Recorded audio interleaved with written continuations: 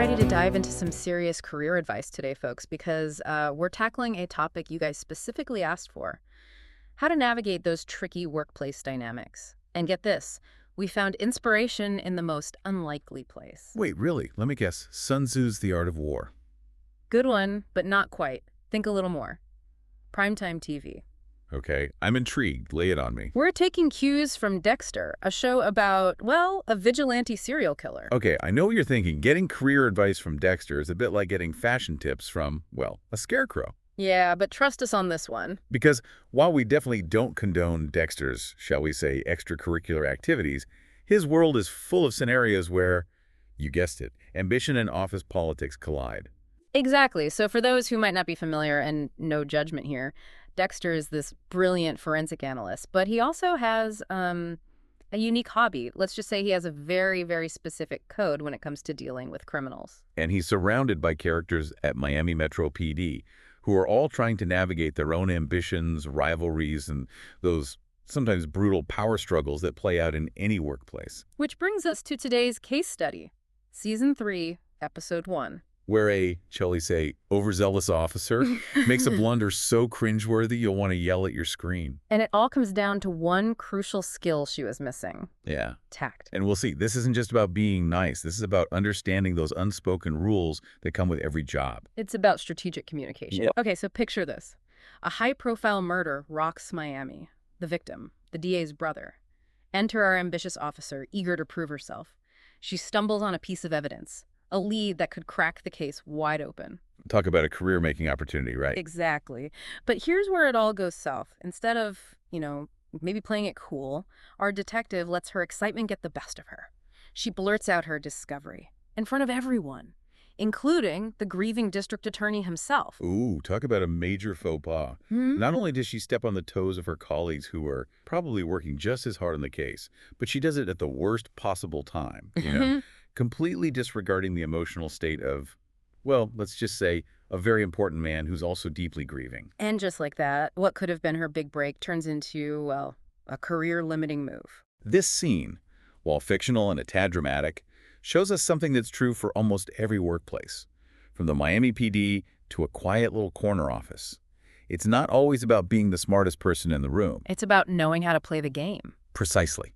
So how do we avoid a Dexter-level blunder and navigate these situations with a little more, shall we say, finesse? Well, that's what we're going to unpack today. We've got 6 key takeaways from this episode, turning those cringe-worthy moments into actionable advice you can actually use. We're talking practical strategies, not just vague workplace platitudes. So, ready to turn those Dexter-inspired cringe moments into some serious career gold? We've got 6 key takeaways to help you navigate those office hallways with, well, a little less bloodshed.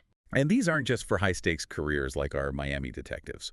These apply whether you're aiming for a promotion, launching a passion project, or even just trying to survive another Monday morning meeting, right? 100%. Okay, so takeaway number 1, the power of the pause. Remember our detective, how she just blurted everything out? Yeah, not exactly playing chess, was she? And we see this all the time, right? That urge to impress, be the hero, it backfired. Big time. But imagine if she had just taken a second to breathe. Maybe grabbed a coffee. Okay, maybe not the coffee. We don't want to encourage procrastination. But that pause, that's crucial. Before you charge in with your amazing idea, your big solution, take a beat.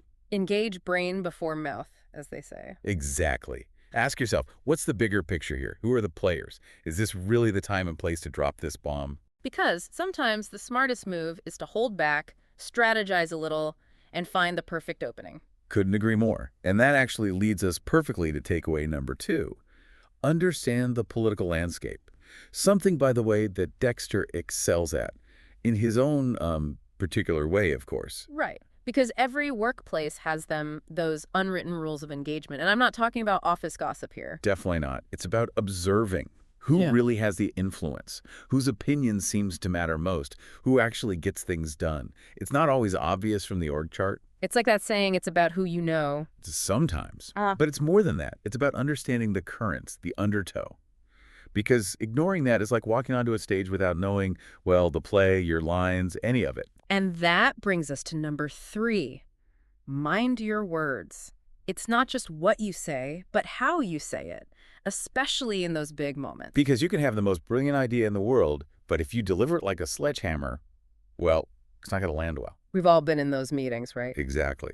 Now imagine if our detective, instead of, going full-on crime drama, had pulled her boss aside. Something like, hey, I've got a lead on that case. When's a good time to share? Subtle but effective. She's still highlighting her good work, but in a way that's respectful, collaborative, tactful. Exactly. Choose your words carefully.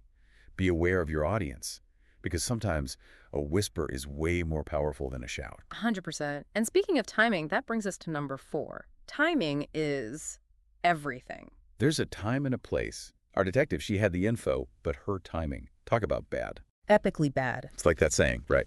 And we can't overstate this one. Even with the best intentions, the right words, bad timing can tank the whole thing. Totally. So be patient, be strategic, even a little calculating if you have to. Wait for that opening. Don't force it. Which actually ties in really well with our next takeaway, which is a big one. Emotional intelligence. Okay, so break this one down for us. Because at the end of the day, we're all human, right? Even in the workplace. Mm-hmm. Our emotions, they influence everything. Totally. So being able to read a room, empathize with where people are at, that's key. It's like having a superpower, honestly. It kind of is. Yeah. And remember, emotional intelligence isn't about being passive. It's about channeling your ambition in a way that takes into account everyone else's stuff, too. Right. Like maybe don't pitch your big new project when your boss is dealing with budget cuts. Exactly. Be aware, empathize, Yeah. and adjust your approach. You don't have to be a mind reader, but a little awareness goes a long way. So true. Okay, ready for our final takeaway? Hit me with it. All right, this last one might seem kind of obvious, but it's something, honestly, even I have to remind myself to do sometimes. Seek counsel.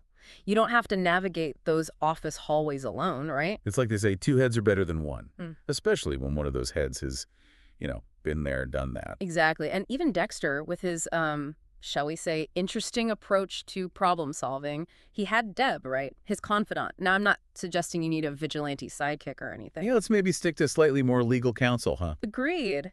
But having someone, a mentor, maybe a colleague you really respect, even a friend who gets it, it's invaluable. For sure. It's like having a sounding board. Before you walk into that meeting, pitch that big idea. Run it by someone you trust. See what they think. Because they might see something, some angle you haven't considered. Totally. And sometimes just saying it out loud helps, Yeah. You clarify your own thinking. It's like having a career GPS, helping you navigate those tricky turns and avoid the dead ends. Love that analogy. Because that's what this is all about, isn't it? Learning from, well, maybe not Dexter's exact methods, but definitely taking those lessons in tact, those unspoken rules of the workplace, and using them to your advantage. Couldn't have said it better myself. So, folks, as always, we want to hear from you. Have you ever experienced a Dexter moment at work? Where maybe someone missed those subtle cues, those unwritten rules, and it, well, didn't end so well. Or maybe you witnessed the opposite, a moment of pure tact that saved the day, turned things around. Let us know. We're dying to hear those stories because, let's be honest, sometimes those real-life examples, they teach us way more than any TV show, right? Truth. And hey, you never know, your story might just inspire our next deep dive.